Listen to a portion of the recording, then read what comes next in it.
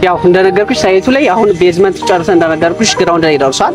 በዚህ ሙሉ በሙሉ ይታያል። እስከዚህ ፓርት ከጫፍ እስከ ጫፍ ላይ ስናየው ወደ 4000 ካሬ አካባቢ ላይ ነው የሚሆነው። ግን ምንድነው ግሪን ኤሪያ ነው የምናላብሳቸው ማለት ነው። ሳይቱ ድርጅታችን አማን ፕሮፐርቲስ ይባላል። አማን ፕሮፐርቲስ ማለት የአማኔት ቢዝነስ ግሩፕ እህት ኩባንያ ነው። ብዙ ሴክተሮች ላይ ሰርቷል ከዚህ በፊት ባክግራውንዱ ማለት ነው። የመጀመሪያው ኢምፖርት ኤክስፖርት ላይ ትሬዲንግ ላይ ረጅም ዓመት ኤክስፒሪየንስ አለው። ስፔሻሊ ብረቶችን ወደ ሀገር ውስጥ በማስገባት አሉሚኒየሞችን ከቻይና በማስመጣት ተገብሬት እስከ ሳር ቤት ያሉ ማለት ነው። እንዲሁም ደግሞ ሴኩሪቲ ነው ሰው የሚያዩ ፕላስ ደግሞ ብቸኛ ነን። አሁን እኛ እዛ አካባቢ ላይ ብስራተ ገብርኤል አካባቢ ላይ ብዙ ሰው የሚፈልገው ነው። ሎኬሽኑ ላይ አፓርትመንት መግዛት ፈልጎ የለም ግን የሚሸጥ። ስለዚህ አንድ ላይ የሚያደርገን እሱ ነው ብቸኛ። ለማየት እንደሞከርሽው ህንጻው ብሎኩ 2400 ላይ ካሬ ላይ የሚያርፍ ሚክስድ ዩዝ አፓርትመንት ነው። ሚክስድ ዩዝ አፓርትመንት ወይ ደግሞ መኖሪያ ቤቶች መያዝ ብቻ ሳይሆን ትልቁ ነገር በአሚኒቲዎች በመገልገያዎች በጣም ሪች የሆነ ብዙ አሚኒቲዎችን የያዘ መኖሪያ ቤት ሚክስድ ዩዝ አፓርትመንት ነው። ሰላም ጤና ይስጥልን ውድ ተመልካቾቻችን እንደምን አላችሁ? እኛ በጣም ሰላም ነን። እንግዲህ ሚዲያችን እንደሚታወቀው የተለያዩ የቢዝነስ ሀሳቦችን ጠቃሚ መረጃ በየጊዜው ወደ እናንተ በማድረስ ይታወቃል። ዛሬ ደግሞ ለቤት ፈላጊዎች በሙሉ ለየት ያለ የቤት አማራጭ ይዘንላችሁ መጥተናል። የምንገኘው ላፍቶ ሞል ላይ ነው።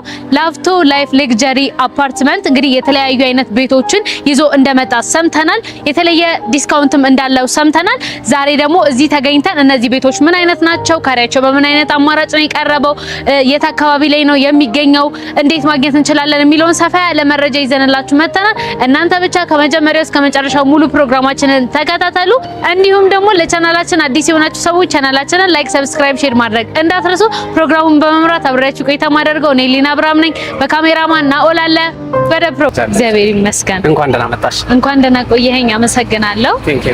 እንግዲህ ለአዲስ ተመልካቾቻችን ራስን አስተዋውቅልን። ዛሬ ደግሞ የት ነው የተገኘ ነው የሚለውን አንሳለን። በጣም አሪፍ ድረስ እባላለሁ። የድርጅቱ ሲኒየር ሽያጭ ሱፐርቫይዘር ነኝ። አሁን የተገኘ ነው ከብስራተ ገብርኤል ወይም ደግሞ ላፍቶ ሞል ግቢ ውስጥ አሁን ላይ እየሸጥን ያለ ነው። ላፍቶ ላይፍ ወይ ደግሞ አማን ፕሮፐርቲስ በሚል ስያሜ መተን አሁን ላይ ከዚሁ ግቢ ውስጥ ላይ ሁሉንም አሚኒቲዎች በአንድ አቅፎ የያዘ አፓርትመንት እዚህ ግቢ ውስጥ ላይ ገብተን ማስጎበኝሽ ወይ ደግሞ ማሳይሽ ይሆናል ማለት ነው። መልካም። ስለዛ አሁን ያለነው ላፍቶ ላይ ነው።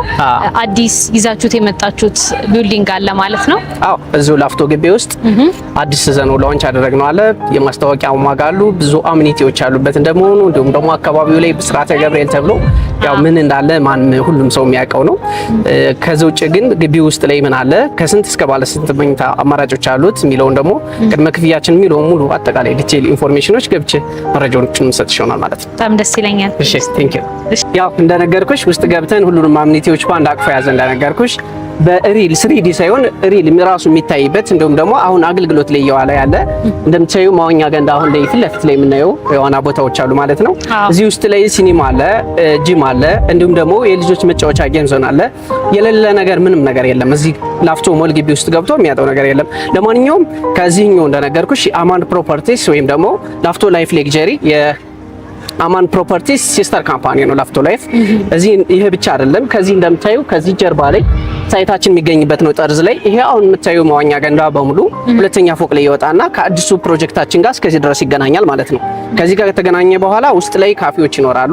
እንዲሁም ደግሞ እዚህ ላፍቶ ሞል ግቢ ውስጥ እንደነገርኩሽ ሁሉንም አሚኒቲዎች አካተን አስገብተን የቀረን ቢኖር ላይብራሪ ብቻ ነው። ላይብራሪዎችንም አካተን ስንተኛ ላይ እናደርገዋለን? ሶስተኛ ላይ፣ አራተኛ ላይ ካፌዎች ይኖራሉ።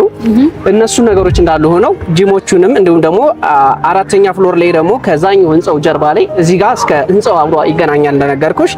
ከአራተኛ ፍሎር ላይ ደግሞ ሌላ ቀሪ የሚባሉትን ደግሞ ወይ መስፋፊያ የምንላቸውን አሚኒቲዎች በሙሉ ኢንክሉድ አድርገን ከ6 እስከ 25 መኖሪያዎች ይሆናሉ ማለት ነው። ከባለ 1 መኝታ እስከ ባለ 3 መኝታ እንዲሁም ደግሞ ፔንትሃውሶችን ማካተን ከባለ 1 እስከ ባለ 3 መኝታ እንዲሁም ደግሞ ፔንትሃውሶችን አካተን የመጣንበት ማለት ነው። ከ6ኛ እስከ 20ኛ ባለው ፍሎሮች አፓርትመንቶች ይሆናሉ። ከ20 እስከ 25ኛ ያሉት ደግሞ ፔንትሃውስ ይሆናሉ ማለት ነውና ቴራስ መጨረሻ ላይ ይሆናል። ወደ ታች 2 ቤዝመንት አለ፣ ግራውንድን ጨምሮ ፓርኪንግ ይሆናሉ ማለት ነው። እንዲሁም ደግሞ ከዚህኛው ፓርኪንግ ጋር አብሮ ይገናኛል ማለት ነው። አሁን ከምናየው ላፍቶ ሞል ግቢ ውስጥም ፓርኪንግ አለና አካባቢው ላይ ስናይ ደግሞ አካባቢው ላይ እንደምታዩ አሁን ፊት ለፊት እንኳን የምናያቸው ኤምባሲዎች ናቸው። እዛ አካባቢ ላይ በትንሹ ወደ 17 ኤምባሲዎች አሉ። 17 ኤምባሲዎች አሉ። ወደ 40 በላይ አካባቢ የሚሆኑ ኤንጂኦዎች አሉ ማለት ነው። ስለዚህ አካባቢው ላይ ቢገዛው ሰው በተለይ በዋነኝነት ለዲያስፖራዎች ነው። ዲያስፖራዎች ሲመጡ አንድ የሚያርፍበት፣ ሁለተኛ ደግሞ ሲወጡ ደግሞ የሚያከራዩትን ነው የሚያዩት ማለት ነው። እንደዛ በሚሆን ታይም ደግሞ የተሻለ ቦታ ላይ እና የተሻለ ሎኬሽን ላይ ኢንቨስት ማድረግ አለባቸው። ወጣ ያለ ሎኬሽን ቢገዙ ያንን ያህል በቂ የሆነ ክራይ ላይ ይከራይ ይችላል ወይ ደግሞ በዶላር ላይ ያከራዩ ይችላሉ። እዚህ ጋር የሚገርምሽ አሁን ከምናያቸው እዚህ ጀርባ ላይ እንኳን የምናያቸው አፓርትመንቶች አሉ ከ1500 እስከ 3500 ዶላር የሚከራዩ ናቸው ማለት ነው። በትንሹ ከ200 ሺህ ብር በላይ ናቸው እዚህ ሰፈር ላይ የሚከራዩ አፓርትመንቶች። ስለዚህ ፕላስ ደግሞ አሚኒቲዎች ሲጨመሩበት ምን አይነት ነገሮች እንደሚኖሩት ግልጽ ይሆናል ማለት ነው። በጣም ጥሩ መልካም። ይሄኛውን ቢልዲንጋችሁን ወይም ደግሞ አሁን ለሽያጭ ያቀረባችሁትን ህንጻ ምን ያህል ጊዜ ነው ከጀመራችሁት? የትኛው ስቴፕ ላይ ደርሷል? በምን ያህል ጊዜስ ነው ልጨርሱት ያሰባችሁት? በጣም አሪፍ። አሁን በዋነኝነት የመጣሽበት ታይም የማስታወቂያ ዋጋ ላይ ነውና እኛ ሳይቱን ላውንች ያደረግነው ያወጣነው ቤዝመንት ጨርሰን አንደኛ ፎቅ ላይ ስንደርስ ነው። ገና ቁፋሮ ወይ አጥረን አይደለም ለሽያጭ ያወጣነው። እዚህ ነው አንደኛው። አሁን ላይ የደረሰበት ደረጃ አንደኛ ፎቅ ስላብ ሙሊት ልናደርግ ነው ማለት ነው። ቤዝመንቶቹን ጨርሰን አንደኛ ፎቅ ስላብ ሙሊት ልናደርግ ነው። ፕላስ ደግሞ የማስታወቂያ ዋጋ ላይ ያለ ነው። ሁለት ነገር ያገኛሉ ማለት ነውና ከስተመሮችን የምናስከፍለው ፕሮግረስ ቤዝድ ነው። ዲቴይል ያሉትን ኢንፎርሜሽኖችን ኦፊስ ላይ ገብተን እንሰጥሽ ይሆናል ወይ ደግሞ የስራ ባልደረቤ የስራ አስኪያጁም ስላለ እሱ ኢንፎርሜሽኖችን ይሰጥሻል። ግን አሁን ላለው ግን እኛ አንደኛ ፎቅ ላይ አድርሰን ነው ላውንች ያደረግነው። ኮምፓውንድ ግቢ ነው። ዙሪያውን ግሪን ኤሪያ የተላበሰ እንዲሁም ደግሞ ሰፋፊ ባልከን ያሉበት ነው ማለት ነው ህንጻው። መልካም በጣም ደስ ይላል። አሁን እንግዲህ መሀል ከተማ ላይ ያለ ሎኬሽን ነው። ከሎኬሽን አንጻር ሰዎች እዚህ አካባቢ ላይ መተው ቢገዙ በተለየ እነዚህን ጥቅሞች ያገኛሉ፣ እኛን ከሌሎቹ ለየት ያደርገናል ብለህ የምታስባቸውን ነጥቦች አንጻልኝ። በጣም ቆንጆ። አንደኛ በዚህ ሰፈር ላይ ያው ብስራተ ገብርኤል ወይም ደግሞ ላፍቶ ሞል በጣም አካባቢ ላይ ይታወቃል። እንደነገርኩሽ አንድ በሴኩሪቲ ደረጃ የተሻለ ነው ማለት አካባቢ ላይ ምን አይነት ነገር አለ የሚለው ለሰውም ግልጽ ይሆናል ማለት ነው። ሁሉ የሚታወቅ መሀል ከተማ ላይ ስለሆነ እንደነገርኩሽ ደግሞ መጀመሪያ መግቢያ ላይ አዲስ አበባ ውስጥ ኤምባሲ የሚበዙበት በጣም ብዛት ሰፈር ያሉበት ማለት እዚህ ኤሪያ ላይ ያሉ ናቸው። ከብስራተ ገብርኤል እስከ ሳር ቤት ያሉ ማለት ነው። እንዲሁም ደግሞ ሴኩሪቲ ነው ሰው የሚያዩ። ፕላስ ደግሞ ብቸኛ ነን። አሁን እኛ እዛ አካባቢ ላይ ብስራተ ገብርኤል አካባቢ ላይ ብዙ ሰው የሚፈልገው ነው። ሎኬሽኑ ላይ አፓርትመንት መግዛት ፈልጎ የለም ግን የሚሸጥ። ስለዚህ አንድ ላይ የሚያደርገን እሱ ነው ብቸኛ የምንሸጠው። ሎኬሽኑ ለዛ አካባቢ ላይ የለም እንደዚህ በአፓርትመንት የሚሸጥ ወይ ባዶ ቦታ ክፍት የሆነ ቦታ የለም የሚሸጥ እና ብቸኞች የሚያደርገንና ፕላስ ደግሞ ኮምፓውንድ ግቢ መሆኑ ነው። እዚህ ላይ ሲያከራዩ ሰው በወክ ወይ ደግሞ በወክ ዲስታንስ ሁሉንም አሚኒቲዎች ከባንክ እስከ ሱፐርማርኬት እዚህ ጋር እንደምታዩ ቃተኛ አለ። ምግብ ቤት ደረጃ ስንሄድ ውስጥ ላይ እንዲሁም ደግሞ ሸዋ ሱፐርማርኬት አለ። የቅድም እንደነገርኩሽ ሁሉም አሚኒቲዎች አሉበት እንደመሆኑ አንፃር ለየት ያደርገዋል አንድ ማለት ነው። እዚሁ ሁሉንም በአንድ ቦታ ላይ የሚያገኙበት። መልካም። ይሄኛውን ቢልዲንግ ወይም ደግሞ አሁን ተሰርቶ ያለቀው ይሄ ላፍቶ ሞል አለ፣ አሁን ደግሞ በጅማሮ ላይ ያለው ሞል አለና ሁለቱም ማነጻጸር ብንችል እዛኛው ላይ ምን አዳዲስ ነገሮች ጨምራችሁ ነው እየሰራችሁት ያላችሁት? ከዚህኛውስ ምን ለየት ያደርገዋል? ከዛኛውና አሁን ካለው ላይ የጨመርንበት ምንድን ነው? አፓርትመንቶቹ አንደኛ ሌግዠሪ የሚባሉ ነገሮች እንደሆነ ነው ያደረግነው። ፕላስ ደግሞ እስከ 3ኛ ፍሎር ላይ ይሄ ይገናኛል። አሁን ይሄ የምታየው ምድር ላይ ነው ያለ ማዋኛ ገንዳው። እንደነገርኩሽ 2ኛ ፍሎር ላይ ይሆናል። ግሬስ እንዲኖረው አንድ እናደርገዋለን ማለት ነው። ከዛ ውጭ የቀሩ የምንላቸው ነገሮች ነበሩ። እነሱንም አብረው ተካቶ ከዚህ እስከ ህንጻው ድረስ ጫፍ ላይ እስከምታዩ ባለው ፓርት ድረስ ይገናኛሉና ከዚህ አሁን ካለው የበለጠ ደግሞ ትንሽ ሌግዠሪየስ የሚሆኑትን ነገሮችን አሟልተን ነው የምንመጣበት ማለት ነው። ይሄ እንዳለው ነው። ይሄም በቂ ነው፣ በደንብ የሚታይ ነውና ከዚህ በተጨማሪ ግን እንደነገርኩሽ ከህንጻው ጋር አብሮ አታቸውና ፕሮጀክቱ እስከዚህ ድረስ ነው የሚደርሰው። አሁን እስካለንበት ፓርት ድረስ እስከዛ ይሆናሉ ማለት ነው። ግን ይሄኛው ፓርት ይወጣል ማለት አይደለም። እስከ 4ኛ ፍሎር ላይ ብቻ ነው የሚሆነው። ህንጻው ግን ከዛ ወጥቶ እስከ 25 ድረስ ይወጣል ማለት ነው። ፕላስ ቴራስ ይሆናልና እሱ መሆኑ ነው። እስከ ጫፍ እስከምታዩ ድረስ ያለ ፓርት ነው። አጠቃላይ ህንጻው ወደ 2080 ላይ ነው ህንጻው ብቻ የሚያርፍበት። አጠቃላይ እንደ ግቢው ግን ህንጻው ውስጥ ያለው ወደ 4000 አካባቢ ላይ ነው። 4000 ዙሪያውን ግን ግሪን ኤሪያ የተላበሰ ነው የሚሆነው ማለት ነው። አንድ እሱን አብሮ ይላበሳል ማለት ነው። ፕላስ ደግሞ መስቀለኛ መንገድ ነው ጫፍ ላይ ያለ። መስቀለኛ መንገድ እንደመሆኑ በደንብ የተፈጥሮ ብርሃንና ቬንቲሌሽን እንዲያገኝ አድርጎልናል ማለት ነው ህንጻው። ከዛ ውጭ ፊት ለፊቱ ላይ ኤምባሲ ነው ያለው። አሁን ከዚህ ከሳይቱ ፊት ለፊት ላይ እንኳን ኤምባሲ ነው ያለና ያ መሆን ደግሞ ፊውቸር የሚያስፈራቸው ወይ የሚገነባው የሆነ ነገር ምናምን ብሎ የሚከለክላቸው ነገር የለም። ምክንያቱም መስቀለኛ መንገድ ላይ እንደመሆኑ አንፃር ማለት ነው ያለበት ቦታ። መልካም። እስቲ አሁን ደግሞ ሳይቱ ያለበትን ሁኔታ መጎብኘት ብንችል በጣም አሪፍ። እንዴት ጫፍ ስለሆነ እንደነገርኩሽ ሳይቱ ላይ አሁን ቤዝመንት ጨርሰን እንደነገርኩሽ ግራውንድ ላይ ደርሷል። በዚህ ሙሉ በሙሉ ይታያል። እስከዚህ ፓርት ከጫፍ እስከ ጫፍ ላይ ስናየው ወደ 4000 ካሬ አካባቢ ላይ ነው የሚሆነው። ግን ምንድነው ግሪን ኤሪያ ነው የምናላብሳቸው ማለት ነው። ሳይቱ ወደ 2080 ካሬ ሜትር ስኩዌር ላይ ነው ያረፈው። ፊትለፊቱ ላይ ደግሞ መስቀለኛ መንገድ ነው እንደምታዩ። ያ ግሪን ኤሪያ ወይ ደግሞ ዛፎች ያሉበት አካባቢ የሚያሳይሽ ኤምባሲ ነው። ፕላስ ደግሞ ትልቅ ሆስፒታል የሚታወቀው ብሩክ ሆስፒታል ነው እዚህ ጋር። ሌላ ከነዚህ ካሉት አሚኒቲዎች በተጨማሪ ኢንተርናሽናል ትምህርት ቤቶች፣ የሃይማኖት ተቋማት በጣም እንዳሉበት ይታወቃል እዚህ ሰፈር ላይና የበለጠ ተጠቃሚ ይሆናሉ ማለት ነው እዚህ ቦታ ላይ ኢንቨስት ቢያደርጉ። መልካም እንግዲህ ይሄንን ድርጅት ማወቅ ፈልጋለሁ። እነዚህን ህንጻዎች እያስገነባ ያለው ድርጅት ማን ነው? ምን አይነት ስራዎችን ሰርቷል? እስከዛሬ ሰርቶ ያስረከባቸው ቤቶች አሉ የሚለውን ንገረኝ። በጣም አሪፍ ጥያቄ ነው ያነሳሽው። ለዚህ በደንብ በቂ የሆነ መልስ የሚሰጥሽ እንዲሁም ደግሞ አሁን በፊት የሰራቸው አፓርትመንቶችም አሉ፣ ሌላ ሲስተር ካምፓኒዎችም አሉት የድርጅቱ። እነሱም በሙሉ እንዳጠቃላይ ኢንፎርሜሽን የሚሰጥሽ ስራ አስኪያጃችን በሙሉ ዲቴይል ኢንፎርሜሽን የሚሰጥሽ ይሆናል። በጣም ተወጫለሽ። እሺ ወደ ውስጥ እንግባ። እሺ ሰላም። እንኳን ደህና ቆየኸኝ። አረፍ። በጣም አድርጌ አመሰግናለሁ። እስቲ ራስን አስተዋውቅልን። የት ነው የተገኘ ነው? ጥሩ። እሺ ከስሜ ልጀምርና መጀመሪያ ስሜ ዳንኤል ግዛው እባላለሁኝ። እኔ አማን ፕሮፐርቲስ ላይ ሴልስ ማናጀር ነኝ። መልካም። ዛሬ የት ነው የተገኘ ነው? ዛሬ የተገኘ ነው ላፍቶ ሞል ላይ ነው የተገኘ ነው። ላፍቶ ሞል ላይ አማን ፕሮፐርቲስ ሄድ ኦፊስ ዋና ቢሮ ላይ ነው የምንገኘው። አይ ቲንክ ሳይቱን ዞር ብላችሁ አይታችኋል መሰለኝ። ሄድ ኦፊስ ላይ ነው የምንገኘው። ሳይታችንም እዚሁ ቅርብ ነው። ቢሮአችንም እንዳየሽው ሳይቱ አጠገብ ነው ያለውና የምንገኘው ላፍቶ ሞል ላይ ነው። ላፍቶ ላይፍ ፕሮፐርቲስ። መልካም እንግዲህ ወደ እናንተ ስንመጣ አዲስ ያወጣችሁት ቤት አማራጭ እንዳለ ሰምተን የመጣ ነው። ከዛ በፊት ግን ድርጅታችሁ ማን ይባላል? ከዚህ በፊት ምን አይነት ስራዎችን ሰርታችኋል? ሰርታችሁ ያስረከባችሁት ቤት አለ ወይ የሚለውን እናንሳ። ኦኬ ጥሩ። እሺ ድርጅታችን አማን ፕሮፐርቲስ ይባላል። አማን ፕሮፐርቲስ ማለት የአማኔት ቢዝነስ ግሩፕ እህት ኩባንያ ነው። ብዙ ሴክተሮች ላይ ሰርቷል ከዚህ በፊት ባክግራውንዱ ማለት ነው። የመጀመሪያው ኢምፖርት ኤክስፖርት ላይ ትሬዲንግ ላይ ረጅም ዓመት ኤክስፔሪየንስ አለው። ስፔሻሊ ብረቶችን ወደ ሀገር ውስጥ በማስገባት አሉሚኒየሞችን ከቻይና በማስመጣት ሌሎች የኮንስትራክሽን ማቴሪያሎች እና የፊኒሺንግ ማቴሪያሎችን ወደ ሀገር ውስጥ በማስገባት ይታወቃል። ለብዙ ሪል ስቴቶችም እነዚህ ማቴሪያሎች ፕሮቫይድ የሚታወቅ ካምፓኒ አለ ኢምፖርት ኤክስፖርቱ። ከዛ ውጪ ደግሞ አማኔት ኮንስትራክሽን አለ። እሱ የሚሰራው እንደውም የሚታወቀው የወንዝ ዳር ፕሮጀክቶቹን ኦልሞስት ከ40% በላይ የሰራው አማኔት ኮንስትራክሽን ነው። ከዛ ውጪም ደግሞ ቴክኖሎጂ እና ፋይናንስ ላይ የሚሰራል። ምናልባት ፎይል ዲጂታል ሲስተምን ዴቨሎፕ ያደረገው አብዛኛውን ድርሻ የያዘውም ደግሞ አማኔት ቢዝነስ ግሩፕ ነው። ከዛ ውጪ ደግሞ ሪል ስቴቱ ላይ እንደውም ከምንታወቅባቸው ሳይቶች መካከል ኒው ላይፍ ፕሮፐርቲስ ካሳንቺስ ኢንተርሌክዠሪ ሆቴል ፊት ለፊት ላይ ምናልባት አንቺ የምታውቂው ከሆነ አላውቅም፣ እዛ ጋር በኒው ላይፍ ሳይት ስም ያስረከብነው ዴሊቨር ያደረግነው አንድ ፕሮጀክት አለ። ከዛ ውጪ ደግሞ በስካይ ቪው ሪል ስቴት ጋዜቦ አደባባይ ጋር እዛም ጋር አንድ ፕሮጀክት አለን አጠናቀን ዴቨሎፕ አድርገን ያስረከብነው ለነዋሪ ያስረከብናቸው ሳይቶች አሉ። እንግዲህ ከሪል ስቴቱ ዘርፍ ባለው እንደውም የተሻለ እና ደግሞ ረዘም ያለ ቆይታ አለን። ሪል ስቴት ዘርፉን ጆይን ካደረግን ደግሞ ወደ 5 ዓመት ሆኖናል። በዚህ 5 ዓመት ጊዜ ውስጥ ያልኩሽን 2 ፕሮጀክቶች ገንብተን አጠናቀን ለነዋሪዎቹ በሰዓቱ ዴሊቨር በማድረግ እንታወቃለን ማለት ነው። በጣም ደስ ይላል።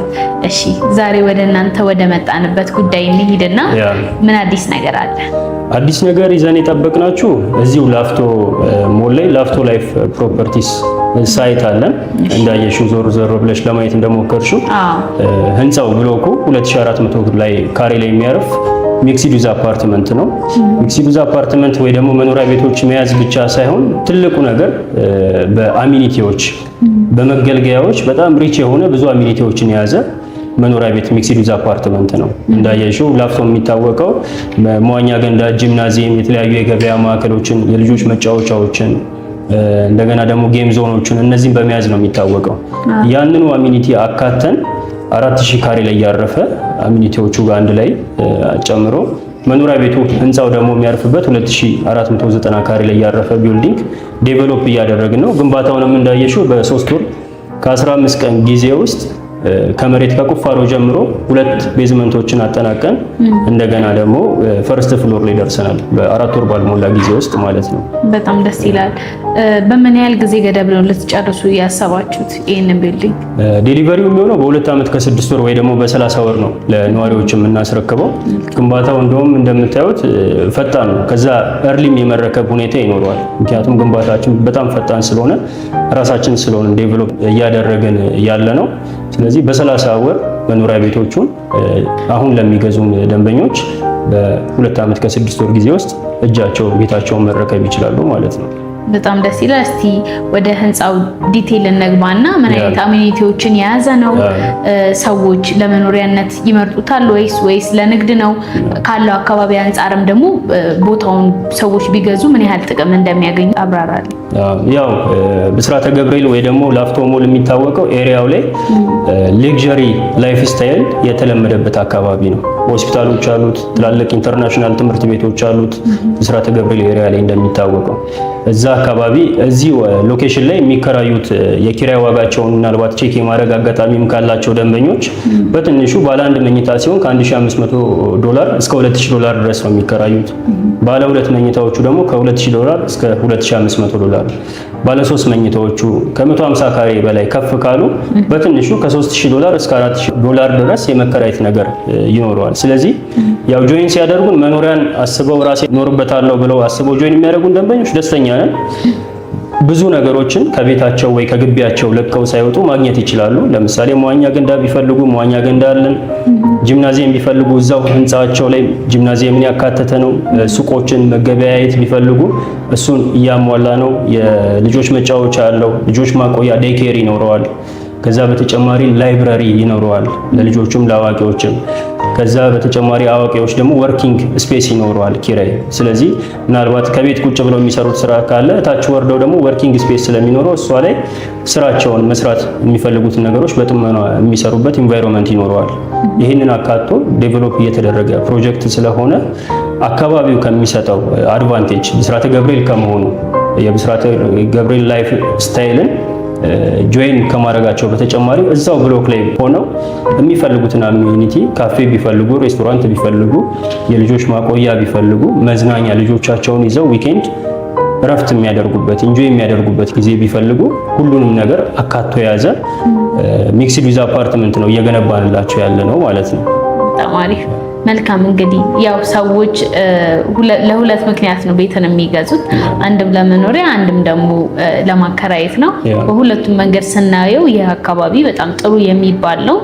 ነገር ግን ከዚህ በተጨማሪ ደግሞ ሰዎች ቢታመሙ ወይም ደግሞ ሌሎች ሰው ለመኖር የሚያስፈልገውን ነገሮች ቢፈልጉ እዚህ ቦታ ላይ በዙሪያው ምን ነገሮች ይገኛሉ? ኦኬ፣ ጥሩ ጥያቄ ነው። ሳይቱ እንደውም ሜንጌቱ ፌስ የሚያደርገው የሚያየው ወደ ብሩክ ሆስፒታል ነው። ወደ ብሩክ ሆስፒታል ነው ፌስ የሚያደርገው። ስለዚህ ሆስፒታሎች አሉ። ከዛ ውጭ ደግሞ ዙሪያው ላይ ክሊኒኮች፣ ከፍተኛ ክሊኒኮች ይገኛሉ ለጤና ችግር። ኢንተርናሽናል ስኩሎች ናቸው ያሉት ብስራተ ገብርኤል ኤሪያ ላይ ሃይ ስኩልም ኤሌመንተሪንም አካቶ የያዙ ትላልቅ ትምህርት ቤቶች አሉ። ስለዚህ ወኪንግ ዲስታንስ ርቀት መኪናቸውን እንኳን ሳያስነሱ እነዚህን ነገሮች አክሰስ ማድረግ ይችላሉ። መኖሪያ ሲባል ቤት ብቻ ሳይሆን አካባቢው ላይ ብዙ ነገሮችን አካቶ መያዝ መቻል አለበት። ልጄን የት አስተምራለሁ፣ ዴይኬር ለትምህርት ያልደረሱ ልጆች ካሉ የት ማቆያ ልጄን አስቀምጣለሁ ብሎ ያስባል ወላጅ። ስለዚህ እነዚህን ነገሮች አካተን ስለሆነ ያዝ ነው። ኤሪያውም ደግሞ ትላልቅ ሬስቶራንቶች፣ ትላልቅ ጂምናዚየሞች እኛ ከምንገነባቸው በተጨማሪ ከዛ ውጪ ደግሞ ያው ላፍቶ ሞል አጠገብ ነው ያለው። ከላፍቶ ሞል ጋር የተያያዘ ነው። ላፍቶ ሞል ላይ ያሉትን አሚኒቲዎች በአጠቃላይ ሼር ያደርጋሉ ወይ ደግሞ ይጋራሉ ማለት ነው። በዛ መልኩ ነው የሚሆነው። በጣም ደስ ይላል። እስቲ ገንብታችሁ ልታስረክቡበት ያሰባችሁት አዲሱ ህንጻ አለ። ከዚህ በፊት ደግሞ የገነባችኋቸው ብዙ ህንጻዎች እንዳሉ ነግረኸኛል።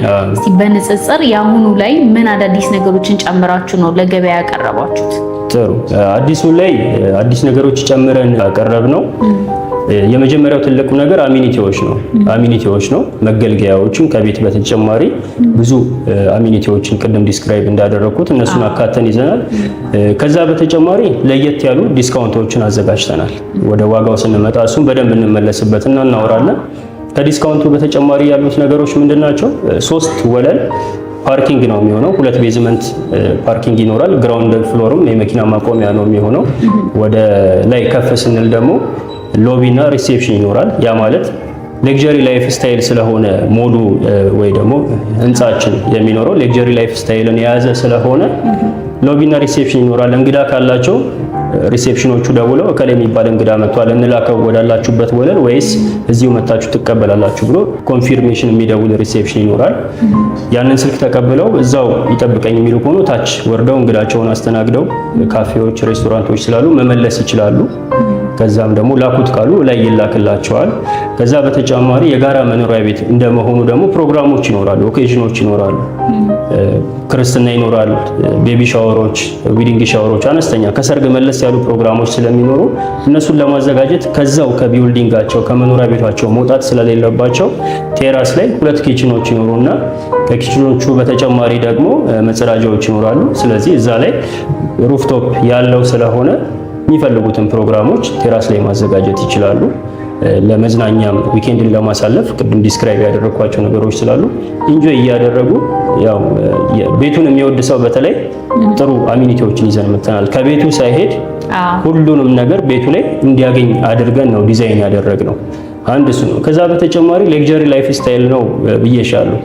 ሌክዠሪ ላይፍ ስታይል ሲሆን ለቀቅ ያለ ነገር ይፈልጋል። ክራውድድ ኢንቫይሮንመንት አይፈልግም። ስለዚህ አየር እንዲያገኙ ተደርገው ነው ዲዛይን የሆኑት ቤቶች። ስፔሻሊ ኪችን እና መጸዳጃ ቤቶች ላይ በጣም ሴንሲቲቭ ስለሆነ እኛም የውጭ አየር እንዲያገኙ ናቹራል ቬንቲሌሽን እንዲኖራቸው ተደርገው ዲዛይን የሆኑ ቤቶች ናቸው።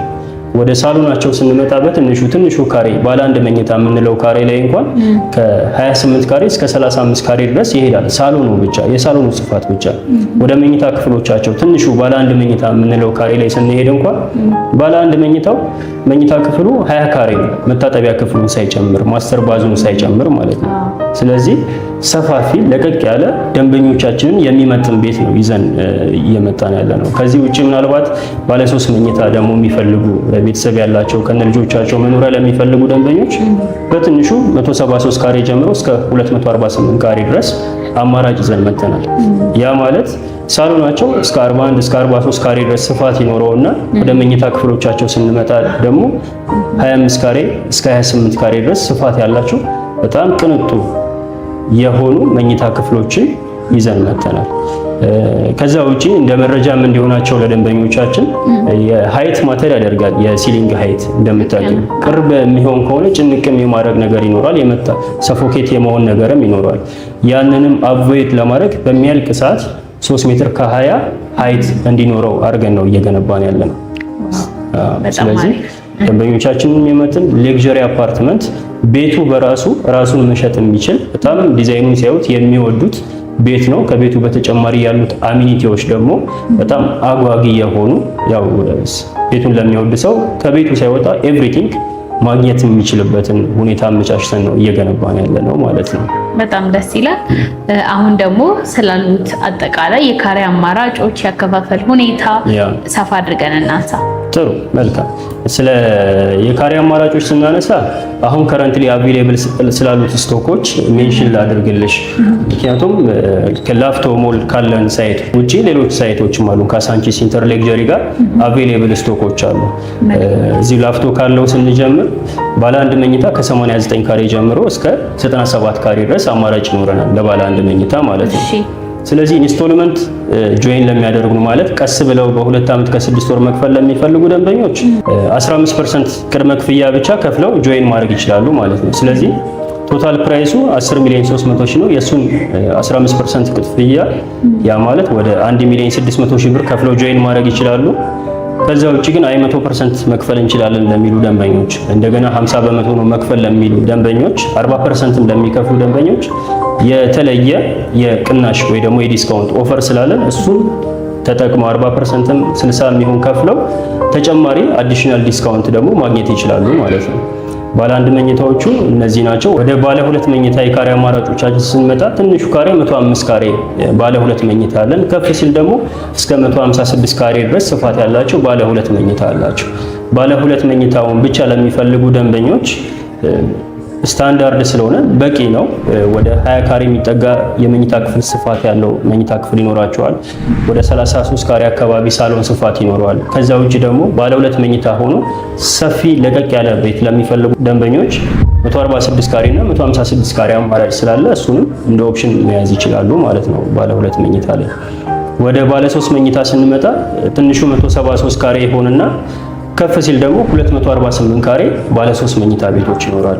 እነዚህ ቤቶች ላውንደሪ ሩምን አካተው የሰራተኛ ክፍል ኖሯቸው ስቶር ኖሯቸው ባለ 3 መኝታው 3 መታጠቢያ ክፍሎች፣ ባለ 2 መኝታው 2 መታጠቢያ ክፍሎች፣ ባለ 1 መኝታዎቹ ደግሞ እንደ አማራጭ አንደኛው 1 መታጠቢያ ክፍል፣ ሌሎቹ ደግሞ 2 መታጠቢያ ክፍሎችን የያዙ ባለ 1 መኝታዎች ናቸው። ቅድም እንዳልኩት ሌክዠሪ ላይፍ ስታይል ስለሆነ ለቀቅ ያሉ ክፍሎች፣ ሰፊ ክፍሎች ስለሆኑ ስቶር፣ የሰራተኛ ክፍል፣ ሜድስ ሩም፣ እንደገና ደግሞ ላውንደሪ ሩም ግዴታ ፕራዮሪቲ አድርገን ይዘን ነው ዲዛይን የሚያደርግነው። በዛ መልኩ ነው። ይሄን ይመስላል የላፍቶ። ከዚህ ውጪ ያልነገርኩሽ የካሳንቺሱ ሳይታችን ነው።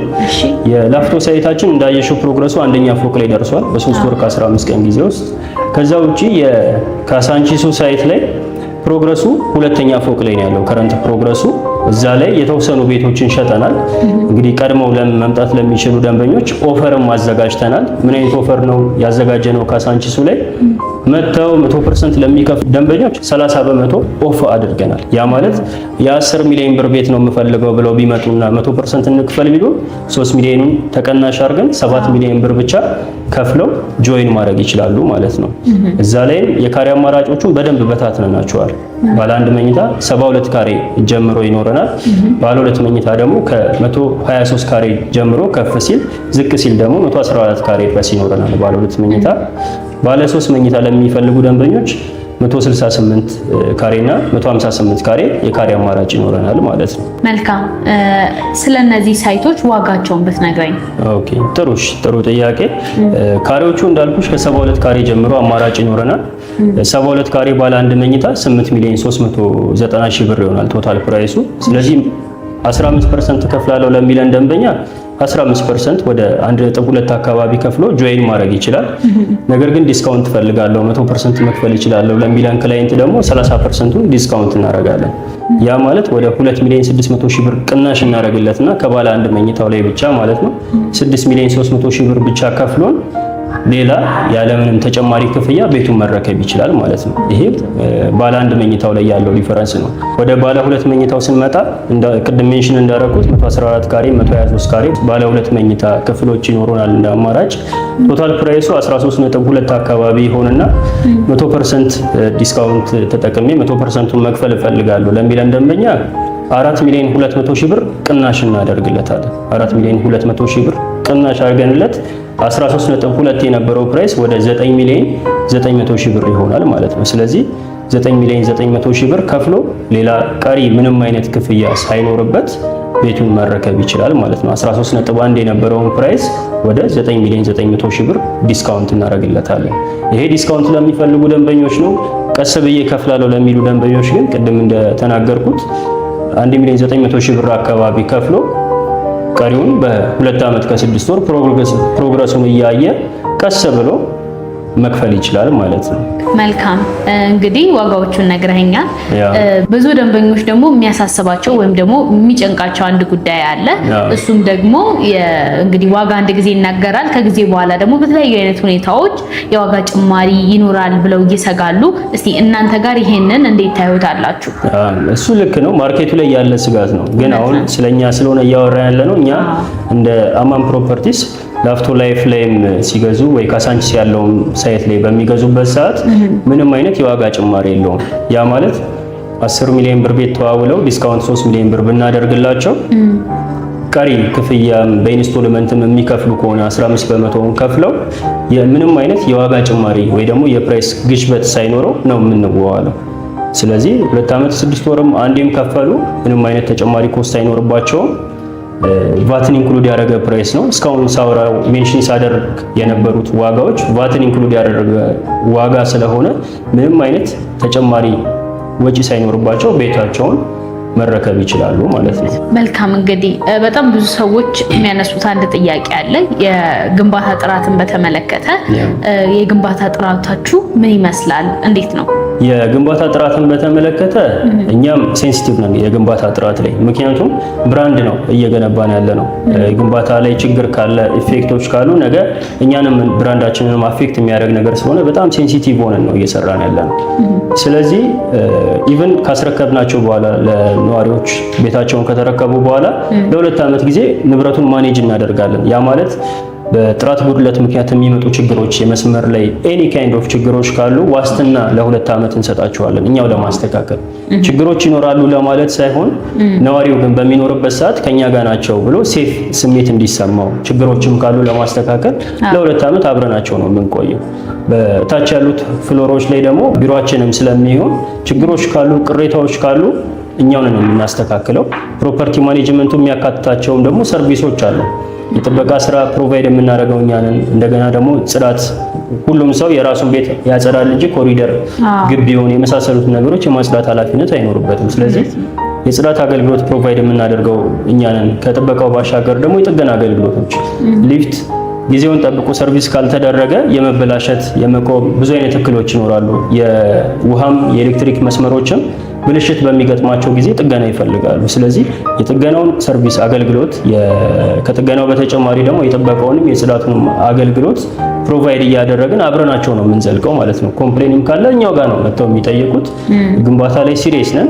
ስለዚህ የግንባታ ጉዳይ እንዳየሽው ሴንሲቲቭ ነን፣ በጣም ሴንሲቲቭ ነን። ብራንድ ስለሆነ እየገነባን ያለ ነው እንደ ትልቅ ኢሹ የምንቆጥረው። ምክንያቱም ብራንዳችንን አፌክት የሚያደርግ ነዋሪዎቻችንም ከተረከቡ በኋላ ቤታቸውን ምንም አይነት እክል እንዲገጥማቸው ስለማንፈልግ እሱ ላይ ሲሪየስሊ ነው እየሰራን ያለ ነው። በጣም ጥሩ መልካም። እንግዲህ ሌላኛው ደግሞ ብዙ ጊዜ የሚነሳው ሀሳብ በጊዜ ማስረከብ ጉዳይ ነውና ቀደም ብለህ በምን ያህል ጊዜ እንደምታስረክቡ ነግረኸኛል። ነገር ግን ባታስረክቡ ደግሞ ምን አይነት ኃላፊነቶችን ትወስዳላችሁ? ኦኬ ጥሩ። ዴሊቨሪ ከሚያዘገዩት ሪዝኖች ብዙ ሪዝኖችን መጥቀስ ይቻላል። ነገር ግን አንደኛው ምንድነው ዴሊቨሪ በሚዘገይበት ሰዓት ዴቨሎፐሩ ወይ ደግሞ ገንቢው ሪል ስቴቱ ዋጋ እየጨመረ የሚሄድ ከሆነ ቢዘገይም ደንበኛው እየከፈለ ስለሚሄድ መዘግየቱ ገንቢው ላይ የሚፈጥረው እክል የለም። እኛ ያለ ፕራይስ እስካሌሽን ደንበኞቻችንን ስናዋውል መዘግየቱ እኛ ላይ አደጋ ውስጥ ነው የሚከተን። ስለዚህ ቶሎ ቶሎ የምንገነባው አሁን በ3 ወር ጊዜ 3 ወለል ከመሬት ጀምሮ የጨረስነው አጠናቀን 3ኛ ወለል ላይ የደረስንበትም ሪዝን ለምንድን ነው? ግንባታው ፈጣን ስለሆነ ነው። በዘገየ ሰዓት የሲሚንቶ ዋጋ ይጨምራል፣ የብረት ዋጋ ይጨምራል፣ የነዳጅ ሌበር ኮስቶች ይጨምራሉ። እነዚህን አቮይድ የምናደርግበት ሜካኒዝም ግዴታ ቀድሞ መገንባት ወይ ደግሞ ቀድሞ መጨረስ ነው፣ ማጠናቀቅ ነው። ግን ጥያቄሽን ቀጥታ ለመመለስ ያክል ዴሊቨሪ ከዘገየ አግሪመንታችን ላይም በግልጽ ያስቀመጥ ነው 5% እንቀጣለን። 5% የማለት የ10 ሚሊዮን ብር ቤት ደንበኛችን ቢዋዋል ወይ ደግሞ የ20 ሚሊዮን ብር ቤት ቢዋዋል 5% ቅጣት እንደምንቀጣ በመዘግየታችን ውላችን ላይ ስቴት ያደርጋል ማለት ነው። ስለዚህ በዛ መልኩ ቅጣት ይኖራል፣ እኛ እንቀጣለን። ለአንድ ደንበኛ 5% ቅጣቱ በጣም ትንሽ ሊሆን ይችላል። ነገር ግን እዛ ብሎክ ላይ ካሉት ቤቶች 200 ቤቶች ለሁሉም ቤት በምንቀጣበት ሰዓት ብዙ አማውንት ነው የሚሆነው ማለት ነው። በጣም አሪፍ መልካም። እንግዲህ የነበረን ቆይታ በጣም ጥሩ ነበረ። ስለ እያንዳንዱ ቤቶች ጥሩ የሆነ መረጃ፣ በቂ የሆነ ማብራሪያ ነው የሰጠኸኝ። በስተመጨረሻ ግን ቀረ ብለህ የምታስበው ሀሳብ ካለ እድል ልስጥህ። መጨመር ወይ ደግሞ ማጠቃለል የምፈልገው ነገር ምን መሰለሽ፣ አሁን ላይ ያወጣናቸው ዋጋዎች የካሳንቺሶም ላይም ቢሆን የላፍቶ ሳይትም ቢሆን የማስታወቂያ ፕራይስ ነው። በካሬ 115,000 ብር ማርኬቱ ላይ ያለው ዋጋ ይታወቃል። ይሄን የመሰለ ሎኬሽን ይሄን የመሰለ ሌክዠሪ ፕሮዳክት ተይዞ በካሬ 115,000 ብር ማለት ርካሽ የሚባል ዋጋ ነው። ስለዚህ እነዚህ ቤቶች የወጡት ለ15 ቤቶች ብቻ የተዘጋጁ ዲስካውንቶች ናቸው። ምክንያቱም ደንበኞች ዘግይተው ከሳምንት ከ15 ቀን በኋላ መጥተው በካሬ 10,000 ብር ጨምረናል ብንላቸው ዲስአፖይንት እንዲሆኑ አንፈልግም። ስለዚህ ይህን ማስታወቂያ ባዩ ሰዓት በፍጥነት ኮሚኒኬት ያደርጉንና እነዚህ ለ15 ቤት የወጡ ዲስካውንቶችና ቅናሾችን በመጠቀም የቤት ባለቤት ያውም የቅንጡ ዘመናዊ ህይወትን የያዘ ሌክዠሪ አፓርትመንት ባለቤት መሆን ይችላሉ ማለት ነው።